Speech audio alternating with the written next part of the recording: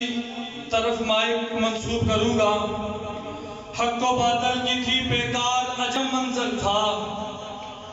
حضرت کوئی عام شخصیت نہیں، مجمع بیدار نظر آنا چاہیے۔ مسجد کی یہاں سے لے کر آخر تک ہر شخص بیدار ہونا چاہیے، پتہ چلنا چاہیے کسی مرد کلندر کا جانشین آیا ہے، وہ کوئی عام شخصیت نہیں ہے۔ حق و باطل کی تھی بیکار عجب منظر تھا، اہل ایمان کا وہ احساس عجب منظر تھا۔ ایک معصوم تھا کھڑا جو میدان میں وقت نماز، پر گردن پہ تھی تلوار عجب منظر تھا۔ بیٹا تھا حیدر کا یہ در خیبر اکھاڑا تھا جس نے، بیٹا تھا حیدر کا یہ در خیبر اکھاڑا تھا جس نے، عجب منظر تھا۔ اہل ایمان کا وہ احساس عجب منظر تھا۔ ارے کون کہتا ہے کربلا میں پیاسے رہے حسین، ارے کون کہتا ہے کربلا میں پیاسے رہے حسین۔ فرات سے پانی کا طلبگار عجب منظر تھا، ترستا رہا فرات تیرے ہونٹوں کی نمش کو، ترستا رہا فرات تیرے ہونٹوں کی نمش کو، تو نے جو چوسی تھی محمد کی زبان عجب منظر تھا، تو نے جو چوسی تھی زبان محمد کی عجب منظر تھا۔ میں حضرت کو دعوت دینے سے پہلے چند اشعار حضرت کی شان میں بھی کہنا چاہتا ہوں کہ ادھر آ ستمگر ہنر آزم ہے، ادھر آ ستمگر ہنر آزم ہے، تو تیر آزم آ ہم جگر آزم ہیں، تو تیر آزم آ ہم جگر آزم ہیں۔ ہم کسی سے ڈرنے والے نہیں ہیں، ہم کسی کے آگے جھکنے والے نہیں ہیں۔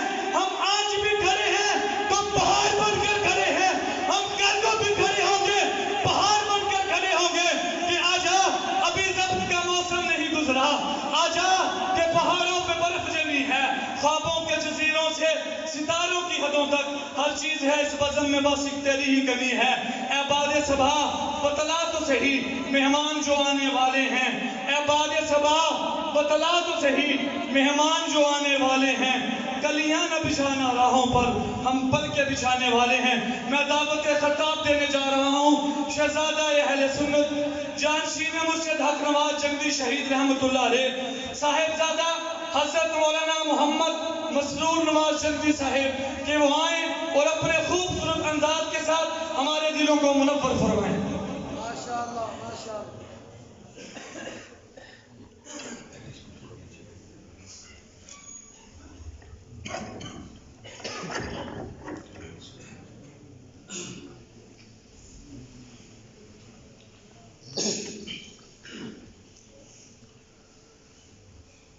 حامداً للہ تعالی اولا و ثانیا والانعام الثناء الیہ ثانیا والصلاة والسلام علی افضل الرسل محمد وآلہ وسلم محمد وآلہ وسلم فی حلبت الصلوات مجلیا ومسلیا۔ اما بعد فاعوذ باللہ من الشیطان الرجیم بسم اللہ الرحمن الرحیم۔ محمد رسول اللہ والذین معه اشداء علی الکفار رحماء بینہم۔ قال النبی صلی اللہ علیہ وسلم لا یؤمن احدکم حتی اکون احب الیہ من والدہ وولدہ والناس اجمعین، او کما قال صدق اللہ وصدق رسولہ النبی الکریم۔ درود پاک پڑھیں۔ اللہم صلی علی محمد معدن الجود والکرم منبع الحلم والحکم وآلہ وسلم۔ اللہم صلی علی محمد وعلی آل محمد، اللہم صلی علی محمد وعلی آل محمد، اللہم صلی علی محمد وعلی آل محمد۔ محمد سے پیار کرتے ہیں، تیرا احسان ہے مولا، ہماری بخشش کا بس یہی سامان ہے مولا۔ در شاہ مدینہ چھوڑ دیں جنت کے بدلے، یہ سودا ہم نہیں کرتے ہمیں نقصان ہے مولا۔ تیرے باغی تیرے شاطن بشر اچھے نہیں لگتے، تیرا سایہ نہ ہو جن پر وہ سر اچھے نہیں لگتے۔ تیرے اصحاب سے مجھ کو محبت کیوں نہ ہو آقا، کسے اونچے گھنے ٹھنڈے شجر اچھے نہیں لگتے۔ میرے واجب الاحترام دوستو بزرگوں، آج آپ کے اس گاؤں میں پہلی مرتبہ حاضری کا شرف حاصل ہوا ہے۔ اللہ کے عالم سے دعا کروں کہ وہ مجھے حق اور سچ کہنے کی توفیق عطا فرمائے، اور حق اور سچ کہنے کے بعد مجھے اور آپ کو اس پر عمل پیرا ہونے کی بھی توفیق عطا فرمائے۔ آج کی یہ کانفرنس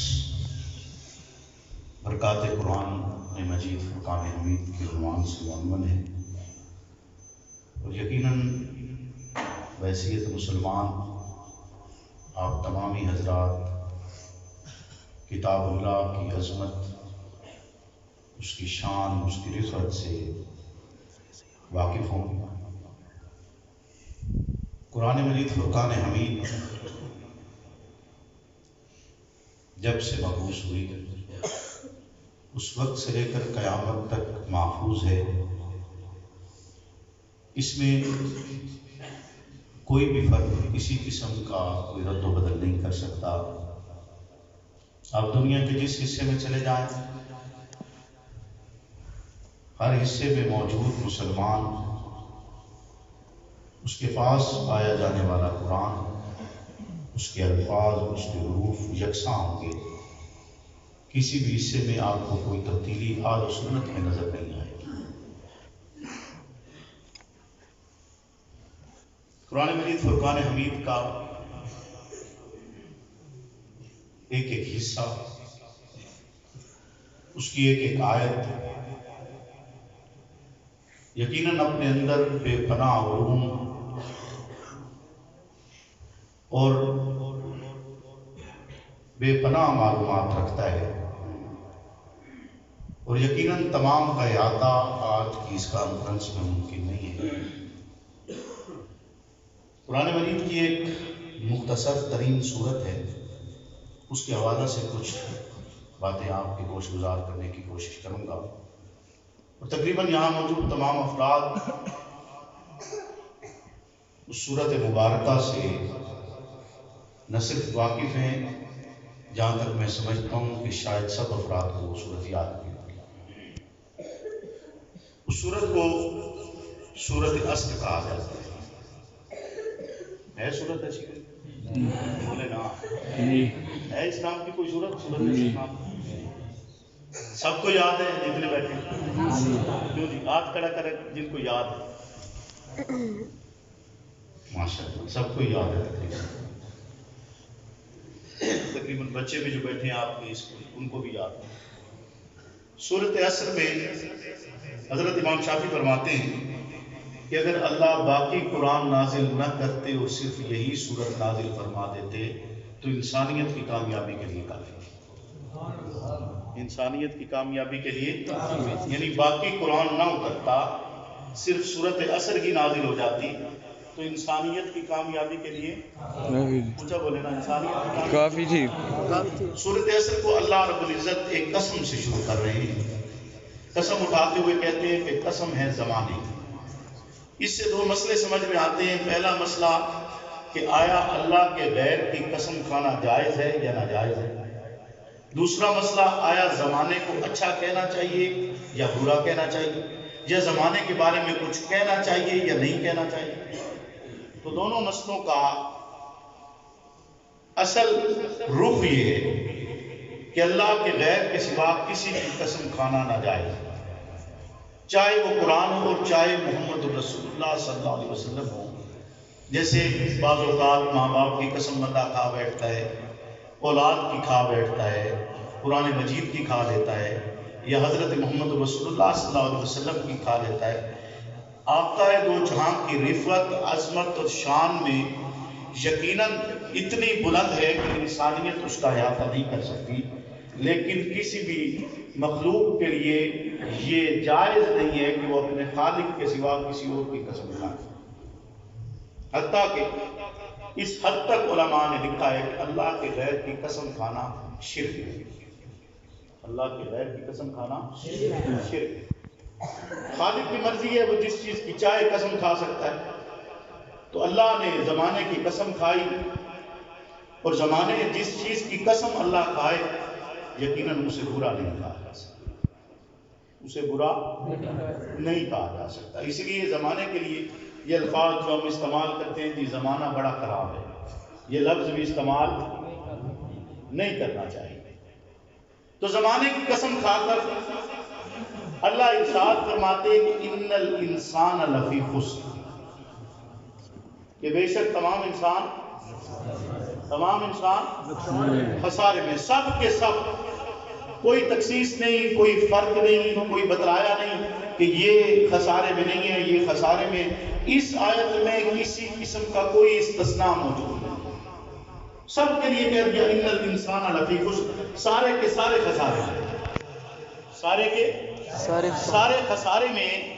لیکن وہ لوگ خسارے میں نہیں ہوں گے جن کے پاس چار چیزیں ہوں گی، جن کے پاس چار چیزیں ہوں گی۔ اگلی آیت مبارکہ میں اللہ رب العزت اس کی تشریح فرماتے ہوئے ارشاد فرماتے ہیں کہ الا الذین آمنوا وعملوا الصالحات وتواصوا بالحق وتواصوا بالصبر، کہ مگر وہ جن کے پاس ایمان ہے، عمل صالح ہے، حق کی تائید ہے، حق کی تاکید کرتے ہیں، اور صبر کی تاکید کرتے ہیں۔ یعنی صبر، حق، ایمان اور نیک اعمال، جس کے پاس یہ چار چیزیں ہوں گی وہ خسارے میں نہیں ہے، وہ خسارے میں، اگر ایک بھی کم ہوگی تو اس کا مطلب ہے کہ خسارہ،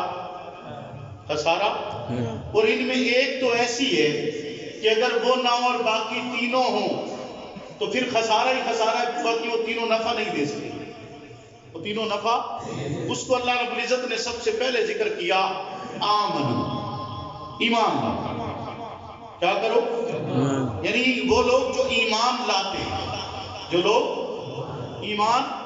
ایمان کو سب سے پہلے ذکر کیا کہ ایمان میں کسی بھی قسم کی کوئی کمی اس کی بارگاہ میں قبول نہیں ہوگی، ایمان میں کسی بھی قسم کی کوئی کمی اس کی بارگاہ میں قبول نہیں۔ اور ایمان کا تقاضا یہ ہے کہ انسان نیک اعمال کرے، تقاضا یہ ہے کہ حق کی تاکید کرے، تقاضا یہ ہے کہ پھر اگر حق بیان کیا ہے تو اس پر صبر بھی کرے، حق بیان کیا تو اس پر صبر بھی کرے۔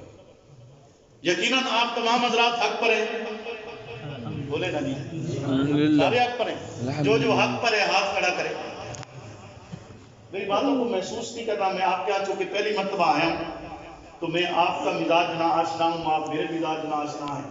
کوشش کریں گے کہ گفتگو کے آخر تک ہم ایک دوسرے کے مزاج آشنا ہو جائیں، کیوں جی؟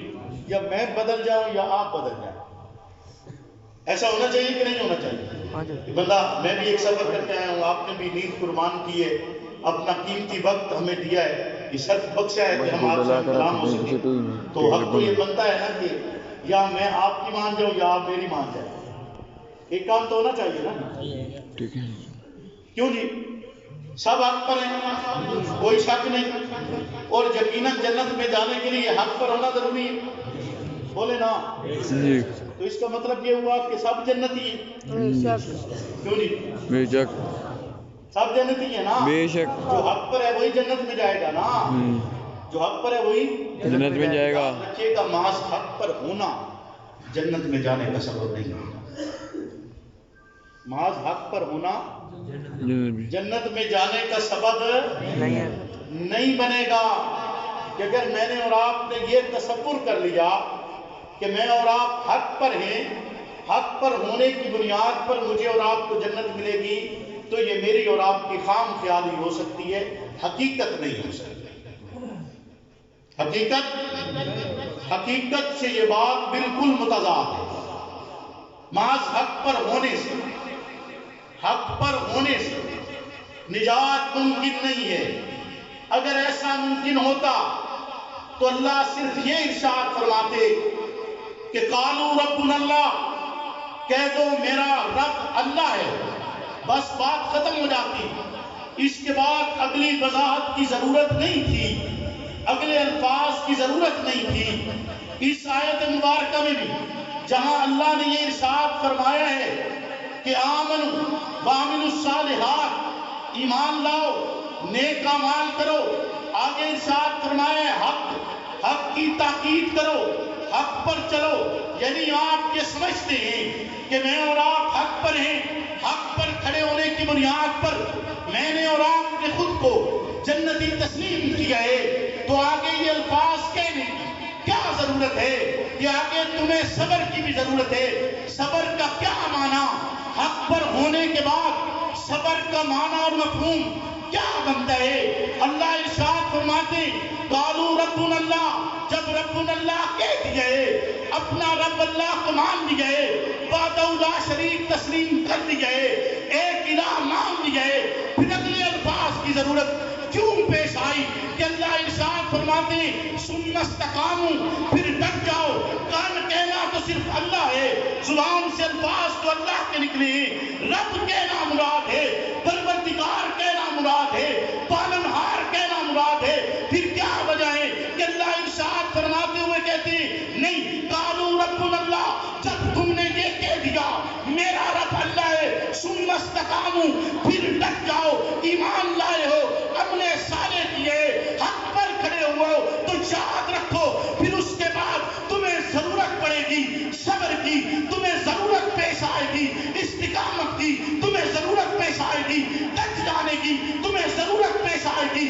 کھڑا رہنے کی، تمہیں ضرورت پیش آئے گی قیام کی، تمہیں ضرورت پیش آئے گی جب تم نے رب کا نام لیا ہے، تو پھر محض نام لینے سے نہیں، محض حق پر ہونے سے نہیں، حق بیانی سے جنت ملے گی۔ محض حق پر ہونے سے نہیں ملے گی، حق بیان کرنے سے جنت ملے گی، حق بیان کرنے سے۔ مفسرین ایک واقعہ نقل کرتے ہیں کہ ایک فرد تھا بہت نیک، اتنا نیک کہ پلک جھپکنے کے برابر بھی زندگی میں گناہ نہیں کیا، پلک جھپکنے کے برابر بھی زندگی میں گناہ نہیں کیا۔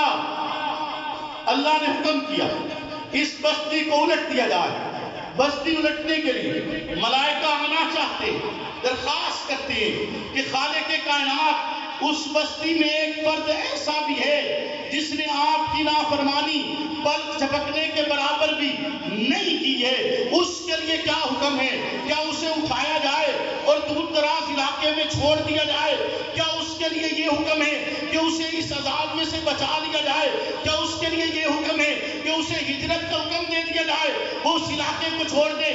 تو اللہ کی طرف سے حکم یہ ہوتا ہے کہ نہیں، سب سے پہلے تختہ اسی کا الٹنا ہے، سب سے پہلے تختہ اسی کا الٹنا ہے کہ اس کے سامنے خالق کائنات کی روح گردانی کی جاتی رہی، اسی کے سامنے نافرمانی ہوتی رہی، اسی کے سامنے انکار کیا جاتا رہا، اسی کے سامنے اس کو الہ نہیں مانا گیا، اسی کے سامنے اس پروردگار عالم کے احکامات کی خلاف ورزی کی جاتی رہی، لیکن یہ عبادت میں مست رہا، یہ تسبیح میں ڈوبا رہا، یہ ذکر میں بیٹھا رہا، اس نے میری نافرمانی کو روکا نہیں ہے، ان کے لیے اس کے خلاف آواز بلند نہیں کی، لہذا ان سے پہلے اسی کا تختہ الٹا جائے، ان سے پہلے بولیے نا یار، میری گل صوفی محسوس نہ کریں، کیوں جی صوفی حضرات میں میری بات محسوس نہ کرنا، یہ میں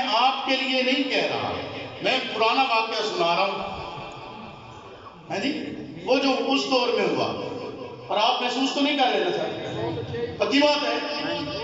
اور صوفی حضرات تو ویسے بھی بہت ساری چیزوں سے حق بیانی کرتے ہیں، منع کرتے ہیں، اگر مسجد میں کم سے کم کچھ ایسا خلاف شرع ہونے لگے تو وہ منع تو کرتے ہیں نا، بولے نا، منع کرتے ہیں نا، تو پھر حق تو بیان کر رہے ہیں نا وہ بھی۔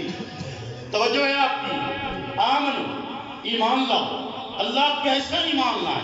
نماز پڑھی ہے، ایمان لانے کو سمجھا، ایمان لانے کا طرز یہ سمجھا کہ نماز پڑھ رہے ہیں، پڑھ لی کیونکہ ایمان والوں پر فرض ہے، روزہ رکھ لیا چونکہ ایمان والوں پر فرض ہے، زکوٰۃ ادا کر دی چونکہ ایمان والوں پر فرض ہے، حج اور عمرہ کیا چونکہ ایمان والوں پر فرض ہے۔ اللہ پھر کیسا ایمان لائے جو آپ کی بارگاہ میں قبول ہوگا؟ کیسا ایمان لائے جو آپ تسلیم کر لیں گے؟ کیسا ایمان لائے جو لایا جائے تو پھر اس کے بعد آپ کی بارگاہ میں سرخرو ہو جائیں گے؟ اللہ ارشاد فرماتے آمنوا بمثل ما آمنتم بہ، ایمان ویسا لاؤ جیسا وہ لائے، جیسا وہ لائے۔ کون وہ کون ہے؟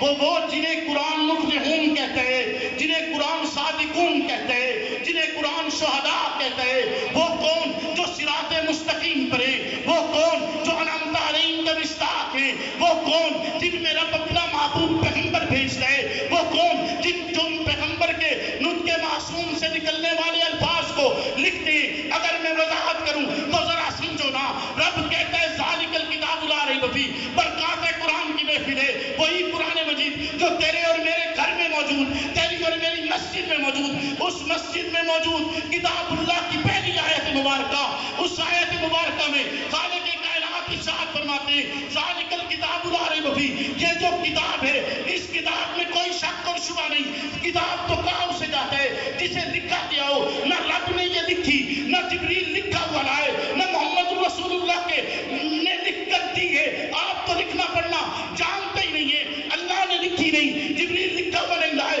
محمد نے لکھا نہیں ہے، پھر رب نے یہ کیوں کہہ دیا ذالک الکتاب لا ریب فیہ؟ رب نے یہ کیوں نہیں کہا ذالک الکلام لا ریب فیہ کہ اس کلام میں کوئی شک اور شبہ نہیں؟ رب نے یہ کیوں کہا اس کتاب میں کوئی شک اور شبہ نہیں؟ کیونکہ رب نے لکھوائی ان سے جنہیں صادقون کہا ہے، رب نے لکھوائی ان سے جنہیں رضی اللہ کہا ہے، رب نے لکھوائی ان سے جنہیں صحابی کہا ہے، رب نے لکھوائی ان سے جن کے لیے رب نے بشارتیں اتاری ہیں، رب نے لکھوائی ان سے جو جنتی ہیں، رب نے لکھوائی ان سے جو معیار عدل ہیں، رب نے لکھوائی ان سے جو ایمان کی کسوٹی، ایمان کا معیار ہے، جن کے لیے رب کہتا ہے آمنوا بمثل ما آمنتم بہ۔ سبحان اللہ،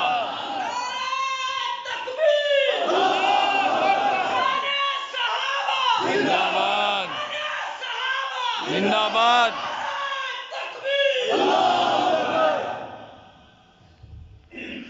کیوں جی آمنو بمثل ما آمنتم بھی؟ جب ایمان ویسا لایا جاتا ہے جیسا وہ لائے، پھر ایمان بدلتا نہیں ہے۔ دو اونٹوں کے درمیان باندھ کر چیر دیا جائے، لا الہ کے الفاظ تبدیل نہیں ہوتے، تبتی ہوئی ریت پر لٹا دیا جائے، لا الہ کے الفاظ تبدیل نہیں ہوتے، پھر مکہ کی گلیوں میں گھسیٹا جائے، لا الہ کے الفاظ تبدیل نہیں ہوتے، شیب ابی طالب میں معصور کر دیا جائے، لا الہ کے الفاظ تبدیل نہیں ہوتے، پھر ہجرت کرنے پر مجبور ہو جائیں، لا الہ کے الفاظ نہیں بدلتے، پیٹ پر پتھر باندھنا پڑے، الفاظ اور نظریہ تبدیل نہیں ہوتا ہے۔ وہ تلوار کی بجائے چھڑی کو تلوار بنا کر جہاد کے میدان میں اتر جائیں، اپنے سے 3 گنا بڑے لشکر سے ٹکرا جائیں، لیکن ایمان بدلتا نہیں ہے۔ اسی لیے رب نے کہا ہے آمنوا بمثل ما آمنتم، ایمان لاؤ جیسا وہ ایمان لائے، جیسا وہ ایمان لائے۔ جب ویسا ایمان لایا جاتا ہے پھر ایمان بھی نہیں بدلتا، بولو نا ایمان نہیں بدلتا، پھر حق زبان پر آتا ہے، حق زبان پر آتا ہے۔ اور یاد رکھیے گا ہر زمانے میں جو حق کہنا مشکل ہو، جو حق کہنا مشکل ہو، وہ حق کہنا دین کہلاتا ہے، وہی حق کہنا دین کہلاتا ہے۔ دین کہلاتا ہے۔ جس کو کہنا مشکل ہو، جب لا الہ کہنا مشکل تھا تب لا الہ کہنا دین تھا، بولیے نا، جب لا الہ کہنا، آپ کیا سمجھتے کہ جہاں 360 بتوں کی عبادت کی جا رہی ہے، جہاں اللہ کو ایک نہیں مانا جا رہا، جہاں اللہ کے علاوہ معبود بنائے گئے، کہ ایسے مقام پر لا الہ کہنا آسان تھا؟ بولیے نا، آسان تھا؟ نہیں تھا۔ انہوں نے کہا قالوا ربنا اللہ ثم استقاموا، ان کے الفاظ تھے ہمارا رب اللہ ہے، اور پھر وہ اس پر ڈٹ گئے، اسے کہا جاتا ہے حق بیانی۔ اور جب حق بیان کیا جاتا ہے پھر تکلیف تو آتی ہے، بولے نا، پھر تکلیف تو آتی ہے۔ جنت ایڈی سستی بھی نہیں ہے، جنت ایڈی سستی نہیں، اتنا آسان ہوتا تو اللہ دنیا بناتا ہی نہیں، اتنا آسان ہوتا تو عبادات لاگو ہی نہ کی جاتی، اتنا آسان ہوتا تو اس امتحان گاہ میں بھیجا ہی کیوں جاتا؟ بولے نا اس امتحان گاہ میں یہ کہنے سے نجات نہیں ملے گی کہ اے جہان مٹھا دیگلا کہیں مٹھا، اے جہان مٹھا دیگلا، بولو نا یہ کہنے سے نجات ہے نہیں ملے گی، اور یہ کہنا بھی گناہ ہے، یہ کہنا بھی گناہ ہے، کیونکہ کوئی ہے جو دیکھ کر آیا ہے، کوئی ہے جو دیکھ کر آیا ہے، دیکھ کر، وہ کون ہے؟ اونچا بولے نا وہ کون ہے؟ بلغ اللہ بکمالہ کشفت دجا بجمالہ حسنت جمیع خصالہ، وہ ہے جو بلندیوں پر اپنے کمال سے پہنچا، وہ ہے جس کے جمال سے ظلمتوں کے سائے چھٹ گئے، وہ ہے جس میں کائنات کی ساری خوبیاں اکٹھی ہیں۔ ایک شخص نے آپ کی مدح میں 40,000 اشعار لکھے اور آخری شعر یہ لکھا کہ تھکی ہے فکر رساں اور مدح باقی ہے، قلم ہے آبلا پا اور مدح باقی ہے، برق تمام ہوا اور مدح باقی ہے، تمام عمر لکھا اور مدح باقی ہے۔ سبحان اللہ، توجہ ہے؟ بولے نا ہاں جی، پکی گل لے اگے چلیے، ہاں جی ہاں جی، اگے موضوع سخت ہو رہا ہے، کیوں جی؟ ایمان تک کال تو سکھی آئی، ایمان تک تو بات آسان تھی نا، آگے آگے عمل صالح نیک عمل، بولے نا ہاں جی، اونچا بولے نیک عمل، نیک عمل کریں گے، انشاءاللہ، نیک عمل کریں گے، انشاءاللہ، بولے نا پکی بات ہے، انشاءاللہ، نیک عمل کریں گے، انشاءاللہ، مسجد میں داخل ہوتے ہوئے دایاں پاؤں اندر رکھیں گے کہ نہیں رکھیں گے؟ انشاءاللہ، مسواک کی سنت کو اپنائیں گے کہ نہیں اپنائیں گے؟ انشاءاللہ، اونچا بولے نا انشاءاللہ، دائیں طرف سے کرنے کی کوشش کریں گے کہ نہیں کریں گے؟ انشاءاللہ، اس عمل کو اپنانے کی کوشش کریں گے یا نہیں کریں گے جو انشاءاللہ، محمد رسول اللہ صلی اللہ علیہ وسلم نے حکم فرمایا ہے؟ انشاءاللہ، بولیے نا انشاءاللہ، کی بات ہے، کیونکہ ہم مانتے ہیں ہر وہ کام جس کا سرکار نے حکم فرمایا وہ نیک عمل ہے، جس کا سرکار نے حکم فرمایا یا آپ نے کیا، یا آپ نے کیا وہ کیا ہے؟ نیک عمل، نیک عمل ہے۔ آپ نے فرمایا کہ مسجد میں داخل ہونے کا طریقہ، لباس پہننے کا طریقہ، راستے میں چلنے کا طریقہ، وضو کرنے کا طریقہ، نماز میں موجود سنتیں، ہر ایک وہ سنت جو طریقہ آپ کی زندگی میں رائج تھا آپ نے کیا یا بیان فرمایا۔ جیسے آپ نے فرمایا کہ اگر دیکھو کوئی میرے صحابہ کو گالی دیتا ہے تو تم کہہ دو تمہارے سر پر خدا کی، تمام ملائکہ کی، تمام انسانوں کی لعنت ہو، یہ کہنا بھی نیک عمل ہے، یہ کہنا بھی، کیونکہ آپ نے فرمایا نا، آپ نے حکم فرما دیا ہے، آپ کے کہنے کے بعد تو بات کوئی باقی پیچھے بچتی نہیں۔ اور جب ایسا حق بیان کیا جائے، جب ایسا حق بیان کیا جائے، پھر صبر تو کرنا پڑتا ہے، صبر کرنا پڑتا ہے، بولے نا صبر تو کرنا پڑتا ہے، صبر کرنا پڑتا ہے، آپ نے ایک نام سنا ہوگا امام احمد بن حنبل، سنا ہوا ہے؟ اونچا بولے نا سنا ہوا ہے؟ احمد بن حنبل کسے کہتے ہیں؟ ایک فقہ کے امام گزرے، جیسا کہ آپ تقریباً تمام حضرات امام اعظم ابو حنیفہ کے پیروکار ہوں گے، کیوں جی؟ مقلد ہیں نا، امام اعظم ابو حنیفہ کے ہوں گے، اگر امام اعظم ابو حنیفہ کے انہی کے طرح کے ایک امام احمد بن حنبل بھی گزرے، اگر آپ کے ذہن میں یہ سوال پیدا ہو رہا ہے کہ یار فقہ کے امام مختلف قسم کے 4 امام ہیں، آیا ان میں سے سیدھا راستہ کس کا ہے؟ کیوں جی؟ ذہن میں سوال پیدا ہوتا ہے نا کہ ان میں سے سیدھا راستہ کس کا ہے؟ کس کا ہے؟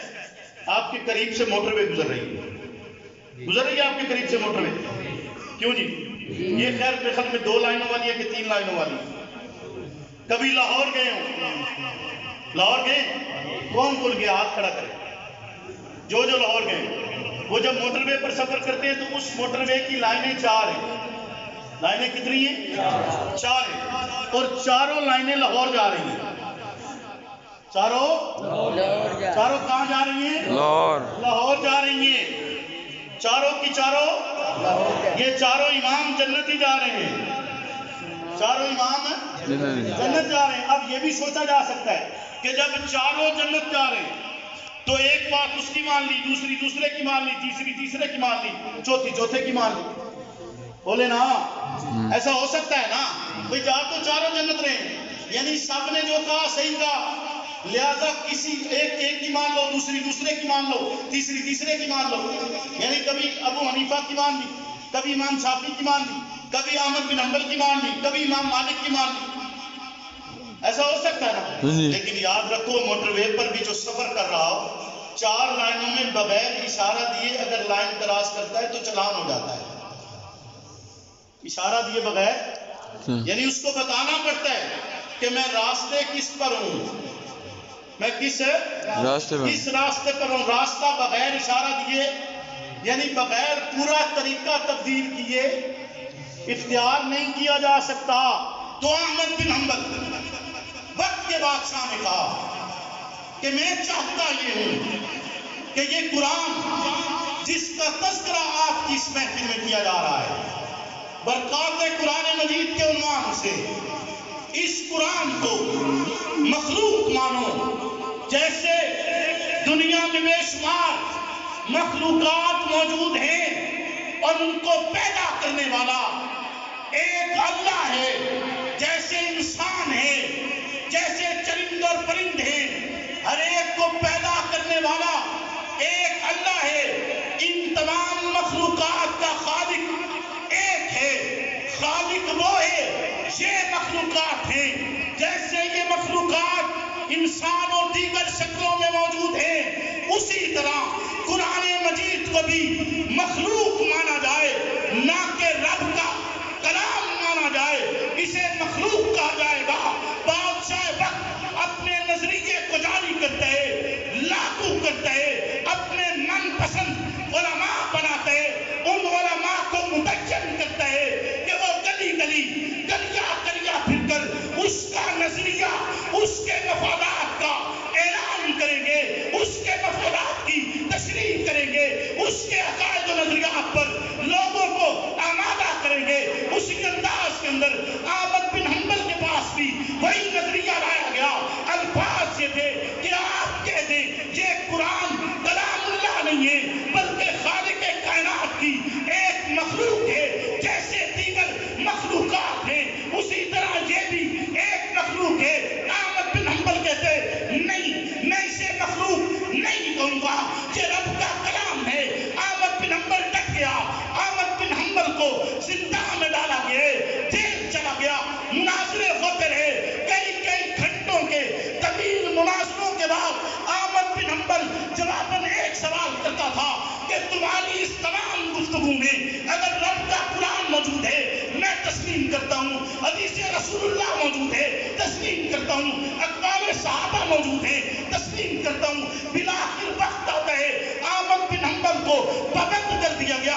احمد بن حنبل کا ساتھی ایک ڈاکو ہے.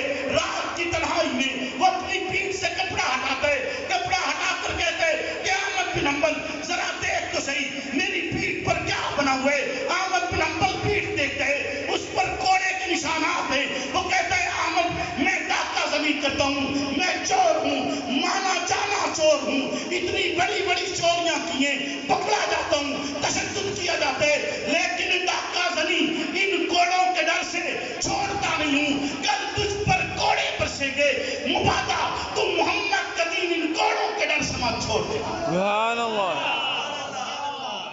ان کوڑوں کے ڈر سے.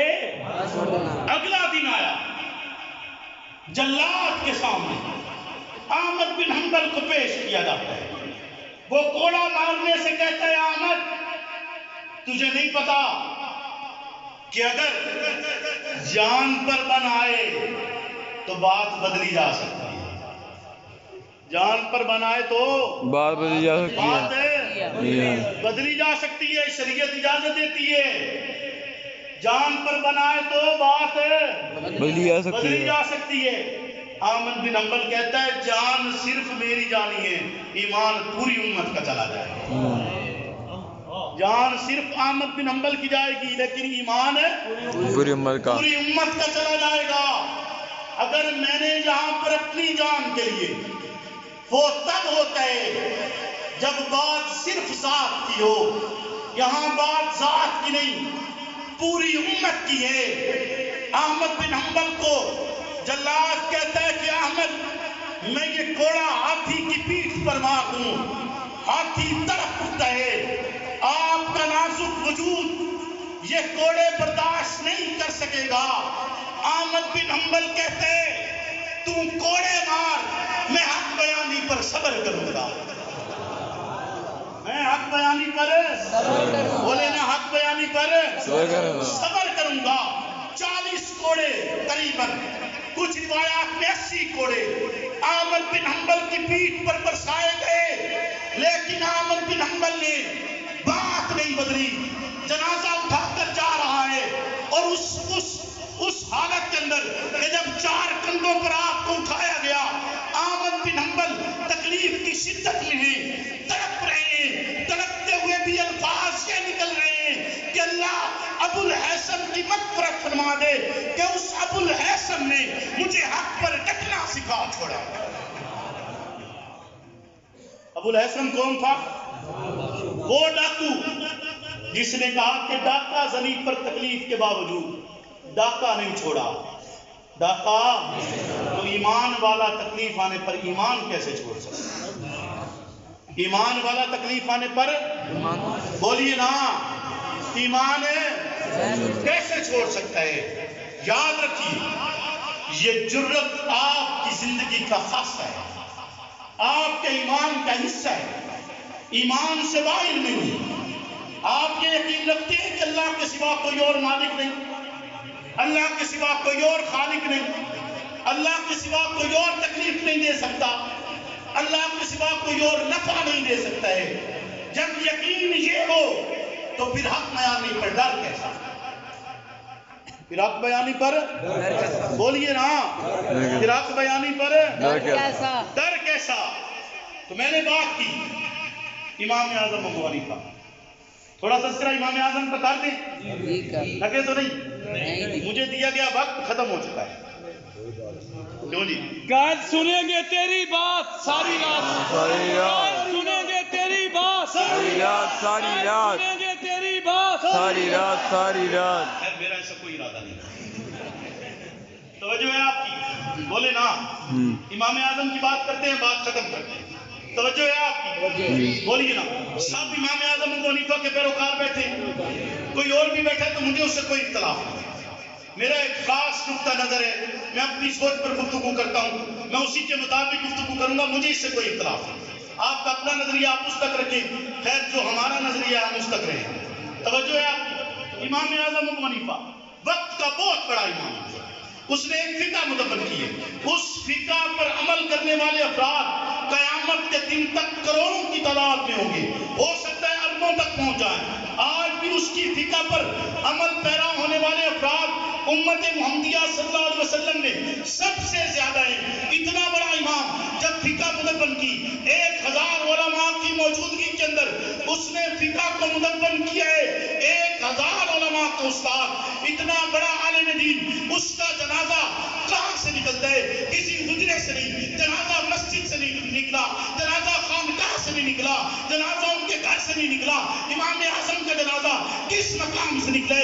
امام اعظم کا جنازہ جیل سے نکلے. کیوں نکلا؟ کہ امام اعظم بادشاہ وقت کے ظلم کے سامنے ڈٹ گیا تھا، بادشاہ وقت کے جبر کے سامنے ڈٹ گیا تھا.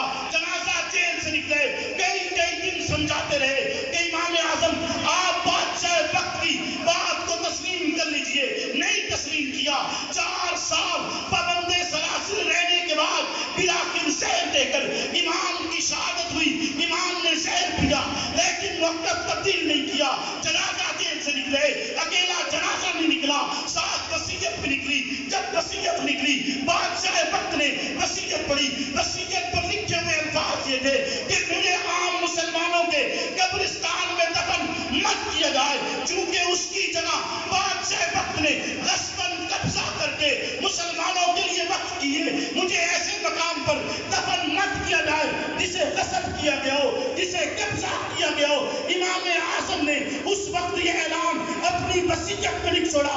بادشاہ وقت وصیت دیکھ کر کہتے ابو حنیفہ تو نے جیتے جی بھی مجھے ظالم لکھا، مرنے کے بعد بھی مجھے ظالم لکھا، جیتے جی بھی مجھے قبضہ لکھا، مرنے کے بعد بھی مجھے غاصب لکھا. تو نے اس وقت بھی اپنا موقف تبدیل نہیں کیے. اب بھی اپنا مقصد تبدیل نہیں کیا اس امام اعظم کے پیروکاروں سے میں کہنا چاہوں گا اگر حق بیانی پر تکلیف آتی ہے تو یہ کہہ کر گزر جائیں گے فنا فی اللہ کی دینی بقا کا راز مزمرے جسے مرنا نہیں آتا اسے جینا نہیں آتا.